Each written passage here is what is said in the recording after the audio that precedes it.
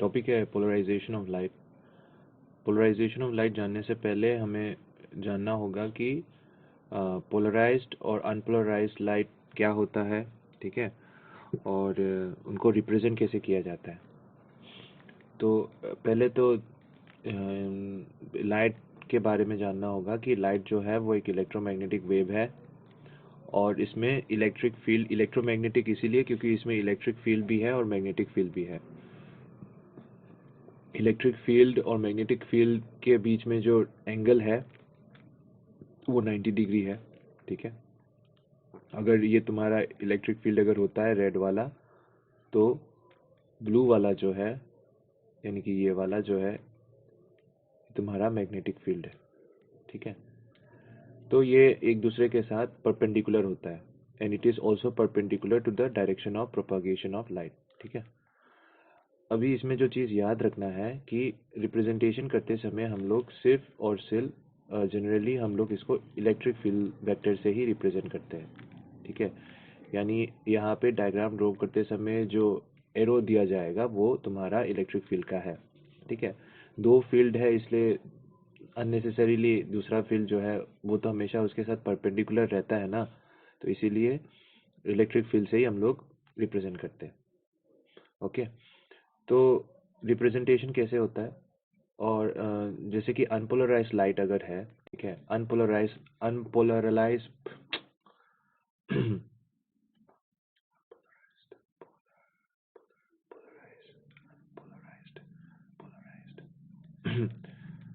जैसे कि unpolarised light जो है, ठीक है, तो उसमें क्या होता है कि वाइब्रेशन जो है वो, सपोज मान लो कि लाइट ऐसे जा रहा है, इस डायरेक्शन में जा रहा है, तो वाइब्रेशन जो है वो हर डायरेक्शन में हो रहा है, अप भी हो रहा है, डाउन भी हो रहा है, इस तरफ भी, लेफ्ट राइट हर तरफ हो रहा है, ठीक है।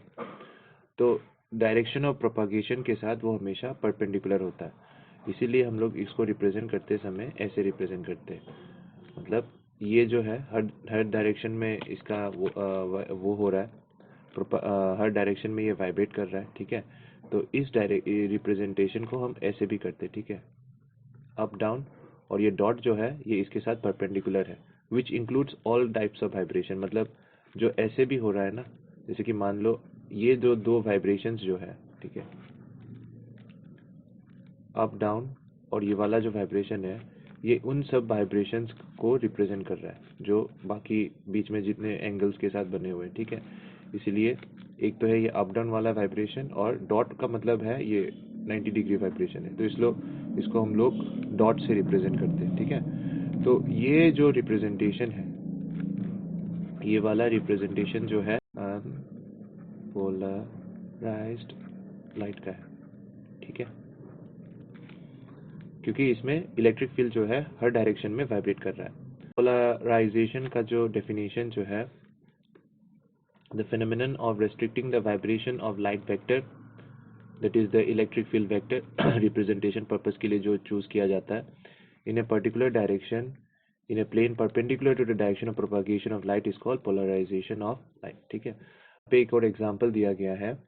इस एग्जांपल में एक रोप से इसको समझाने के लिए, मतलब उन लोग ये ट्राई कर रहे हैं कि समझाने के लिए कि एक ही डायरेक्शन में वाइब्रेशन कैसे होता है। तो रोप में जब तुम रोप को शेक करते हो तो एक ही डायरेक्शन में वाइब्रेशन होता है ना, उसी को ही पोलराइजेशन कहते हैं, ठीक है। पोलराइजेशन अचीव करने के लिए हम लोग क्रिस्टल यूज करते हैं, जैसे यहाँ पे टोरमेलाइन क्रिस्टल जो होता है, कोई भी टाइप का क्रिस्टल्स का जो उसका जो स्ट्रक्चर जो होता है उसके हिसाब से हम लोग उसका यूज करते हैं, ठीक है। तो इन सबको पोलराइजर्स कहा जाता है, मतलब जिनसे हम लोग लाइट को पोलराइज करते हैं, यूज टू पोलराइज लाइट, ठीक है, अनपोलराइज लाइट को पोलराइज करने के लिए। तो नीचे एक डायग्राम के डायग्राम से एक्सप्लेन किया गया है, ये जो सोर्स से जो लाइट निकल रहा है ये अनपोलराइज्ड है, ठीक है। तो इसको हम लोग ऐसे भी रिप्रेजेंट कर सकते हैं, ठीक है। जब ये इस प्लेन ऑफ वाइब्रेशन से जाता है तो क्रिस्टल का जो प्लेन है, इसमें मान लो कि मॉलिक्यूल्स का जो अरेंजमेंट है कुछ ऐसा है कि ऐसे ऐसे रो में अरेंज्ड है मॉलिक्यूल्स, ठीक है, जिसके वजह से क्या होगा, ऐसे रो में अरेंज्ड है, जिसके वजह से क्या होगा कि लाइट का जो वाइब्रेशन है, इस डायरेक्शन में जो वाइब्रेशन है लाइट का जो इस डायरेक्शन में ऐसे वाइब्रेशन है वही निकल सकता है, इसलिए देखो एरो जो है ऐसे दिया हुआ है, ठीक है। और डॉट वाले जो है वो सब गायब हो गए, क्योंकि ऐसे वाले जो वाइब्रेशंस है, ठीक है, 90 डिग्री प्लेन में जो ऐसे ऐसे वाइब्रेट कर रहे हैं, ठीक है, वो इन मॉलिक्यूल्स का जो स्ट्रक्चर है यहाँ से वो लोग ट्रांसमिट नहीं हो पाते। तो अनपोलराइज्ड लाइट जो है वो प्लेन पोलराइज्ड हो जाता है after passing through a polariser, ठीक है। तो ये सब पढ़ना होगा तुम्हें। प्लेन ऑफ पोलराइजेशन क्या है, यहाँ पे प्लेन ऑफ वाइब्रेशन क्या है, ठीक है। मतलब the plane containing the crystallographic axis P Q in which the vibration occurs is known as plane of vibration. मतलब ये जो है ये प्लेन ऑफ वाइब्रेशन है। Plane of polarisation is a plane perpendicular, तो इसके साथ जो प्लेन परपेंडिकुलर है, ठीक है, वो है तुम्हारा प्लेन ऑफ पोलराइजेशन। अच्छा अब क्या है नेक्स्ट? नेक्स्ट है कि ये कुछ नोट्स है, ये तुम देख लो। जब किसी अनपोलराइज्ड लाइट को पोलराइज किया जाता है, ठीक है, जब किसी अनपोलराइज्ड लाइट को पोलराइज किया जाता है उसका इंटेंसिटी जो होता है वो हाफ हो जाता है, ठीक है। और सिर्फ ट्रांसवर्स वेव को ही पोलराइज किया जा सकता है, क्योंकि लाइट एक ट्रांसवर्स वेव है, इसलिए इसका पोलराइजेशन पॉसिबल है। साउंड वेव्स लॉन्गिट्यूडिनल वेव्स होते हैं तो उनका पोलराइजेशन पॉसिबल नहीं होता है। लीनियर पोलराइजेशन के अलावा भी इलिप्टिकल एंड सर्कुलर पोलराइजेशन हम लोग कर सकते हैं, वो कोर्स में नहीं है। पोलराइड्स क्या है? It's a device use to produce a plane polarised light, ठीक है। जब कोई क्रिस्टल से ही बनाया जाता है, जब ये पढ़ लेना, ये पीडीएफ से, बुक में भी लिखा होगा, कहीं से भी पढ़ सकते हो पोलराइड्स के बारे में। होता ये है कि अनपोलराइज्ड लाइट जो है, ठीक है, अनपोलराइज्ड लाइट जो है जब वो पोलराइड से पास करता है तो वो प्लेन पोलराइज्ड हो जाता है, बस वही है। अब इसमें क्या होता है, अगर तुम पोलराइड्स का दूसरा यूज भी है, ठीक है, इस वाले में देखो पोलराइड्स का दूसरा यूज है। इसमें क्या किया गया मैं बताता हूँ। इसमें दो पोलराइड्स यूज किया गया है, एक तो पी, ठीक है, पी इसलिए क्योंकि ये पोलराइजर है, पोलराइजर की तरह काम कर रहा है, यानी वो पहले लाइट को पोलराइज कर रहा है। फिर ये वाला जो है ए, इसको एनालाइजर बोलते हैं। ये चेक करने के लिए है कि लाइट जो निकला है पोलराइजर से, वो लाइट जो पोलराइजर से निकल रहा है क्या वो प्लेन पोलराइज्ड हो गया है या नहीं है, ठीक है। तो उसके लिए क्या किया जाता है कि पहले तो प्लेन पोलराइज ये ऑर्डिनरी लाइट पोलराइजर से पास किया जाता है, फिर एनालाइजर को क्या किया जाता है, रोटेट किया जाता है। देखो यहाँ पे उसका जो एक्सिस है वो कुछ ऐसा है, और यहाँ पे एक्सिस जो है वो 90 डिग्री टर्न कर दिया गया है, ठीक है, मतलब 90 डिग्री टर्न कर दिया गया है, जिसकी वजह से क्या होगा कि जब ये पूरा ऐसे इस पोजीशन में होगा तब लाइट पास करेगा, ठीक है, क्योंकि ये लाइट तो प्लेन पोलराइज्ड है, ऐसा है, तो वो यहाँ से ऐसे आराम से पास कर लेगा, ठीक है। लेकिन जब तुम इसको 90 डिग्री रोटेट कर दोगे तो ये तो ऐसे है, तो वो पास नहीं कर पाएगा, ठीक है। होता ये है कि जब तुम रोटेट करते हो ना, धीरे धीरे इसका इंटेंसिटी जो है, लाइट का जो इंटेंसिटी है वो कम होता जाता है, और 90 डिग्री आते आते इतना कम हो जाता है कि लाइट ही आना बंद हो जाता है, विच इंडिकेट्स दैट कि जो लाइट तुम यूज कर रहे हो, ठीक है, जो एनालाइजर से जो पास हो रहा है जो लाइट है वो प्लेन पोलराइज्ड हो चुका है, ठीक है। तो पहले वाला जो है पोलराइजर वो लाइट को पोलराइज करता है, और दूसरा वाला पोलराइड जो है, दोनों ही पोलराइड है, दूसरा वाला पोलराइड जो है वो उसको एनालाइज करता है कि क्या पोलराइजर से निकला हुआ लाइट प्लेन पोलराइज्ड हो गया है या नहीं है, वही लिखा गया है, पढ़ लेना, ठीक है। एप्लीकेशंस देख लो। सनग्लासेस में यूज किया जाता है इंटेंसिटी को कम करने के लिए, ट्रेन्स और एरोप्लेन्स के विंडोज में लगाया जाता है इन सबको, ठीक है, वही इंटेंसिटी को कम करने के लिए। बाकी सब एलसीडी क्रिस्टल्स में भी ये सब यूज किया जाता है। नेक्स्ट है तुम्हारा मेलस लो। मेलस लो कुछ नहीं कहता, मेलस लो जो है वो इंटेंसिटी ऑफ लाइट के ऊपर है, ठीक है। It shows that the intensity of polarised light transmitted through the analyser, analyser से जब अभी जो बताया था मैंने, एनालाइजर से जब वो लाइट निकलता है तो एनालाइजर का जो एक्सिस जो है उसके साथ जो एंगल, मतलब प्लेन ऑफ पोलराइजेशन जो एंगल बना रहा है, एंगल के साथ साथ उसका इंटेंसिटी कम हो जाता है। तो यहाँ पे बोला गया है intensity of polarised light transmitted through the analyser varies as the square of the cosine, ठीक है, of the angle between the plane of transmission of an analyser and the plane of polariser, ठीक है। मतलब polariser, मैं diagram से समझा देता हूँ ये। मतलब यहाँ पे जो पोलराइजर का जो ये वाला जो है और एनालाइजर का जो ये वाला जो है, इन दोनों के बीच में जो एंगल है वो डिसाइड करता है कि इंटेंसिटी कितना होगा, ठीक है। तो और वो इंटेंसिटी जो है वो किसके ऊपर है, कोसाइन के ऊपर डिपेंडेंट है।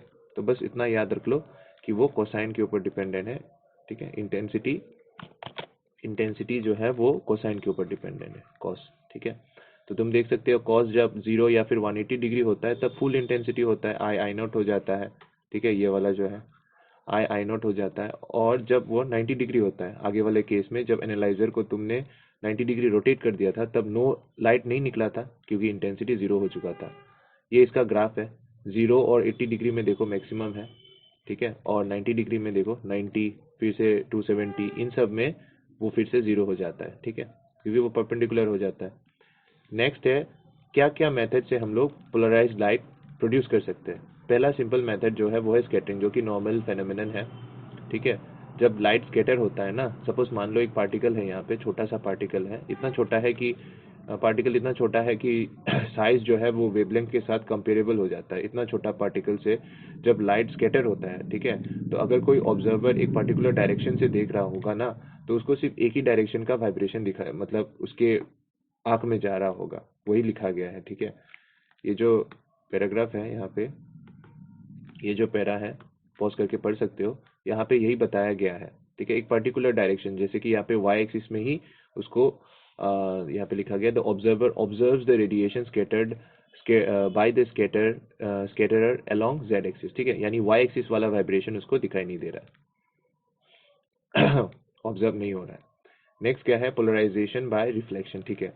अब ये जो फेनोमेनन है ये तुम्हें मानना होगा कि, क्योंकि ये एक्सपेरिमेंटली ऑब्जर्व किया गया है कि जब तुम लाइट का जब रिफ्लेक्शन होता है, तो ठीक है, तो रिफ्लेक्शन के साथ साथ लाइट का रिफ्रैक्शन भी होता है, ठीक है। तो इसमें क्या होता है, जो रिफ्लेक्टेड लाइट जो है और रिफ्रैक्टेड लाइट जो है वो दोनों जो है वो पार्शियली पोलराइज्ड हो जाते हैं, यहाँ पे वही लिखा गया है। बट एक पर्टिकुलर एंगल ऑफ इंसिडेंस के लिए the reflected light is completely plane polarised, ठीक है। एक पर्टिकुलर एंगल ऑफ इंसिडेंस के लिए होता ये है कि ये जो रिफ्लेक्टेड जो लाइट होता है ना, ये प्लेन पोलराइज्ड हो जाता है पूरा, पार्शियली भी नहीं। पार्शियली का मतलब क्या है, पार्शियली का मतलब है कुछ कुछ कभी कभी होता है, कभी कभी नहीं होता है, मतलब पार्शियली पोलराइजेशन का कुछ डायग्राम कुछ ऐसा होगा, देखो, प्लेन प्लेन पोलराइज का डायग्राम कुछ ऐसा होता है, आइदर तुम डॉट डॉट से रिप्रेजेंट कर सकते हो या फिर ऐसे एरो, ठीक है, दोनों ही प्लेन पोलराइज लाइट है। और पार्शियली का मतलब क्या है, ऐसा, क्योंकि ये प्लेन पोलराइज्ड है लेकिन ये वाला पार्ट जो है ये अनपोलराइज्ड है, तो कभी पोलराइज्ड होगा कभी अनपोलराइज्ड होगा, इसको बोलते हैं पार्शियली पोलराइज्ड। तो एक पर्टिकुलर एंगल ऑफ इंसिडेंस के लिए क्या होता है कि रिफ्लेक्टेड लाइट जो होता है वो पूरा प्लेन पोलराइज्ड हो जाता है, ठीक है, and that angle of incidence उसको बोला जाता है पोलराइजिंग एंगल। इसी के ऊपर एक ब्रूस्टर्स लॉ करके एक है, ठीक है, यानी जब angle of incidence polarising angle पे होता है तब तुम्हारा न्यू जो है रिफ्रैक्टिव इंडेक्स जो है ऑफ द मीडियम वो 10 ऑफ तुम्हारा ब्रूस्टर एंगल होता है, मतलब पोलराइजिंग एंगल जो होता है, ठीक है, वही तुम्हारा तो उसका जो टेंजेंट है 10 of that angle gives you the refractive index, ठीक है। तो वो उसी चीज का प्रूफ है।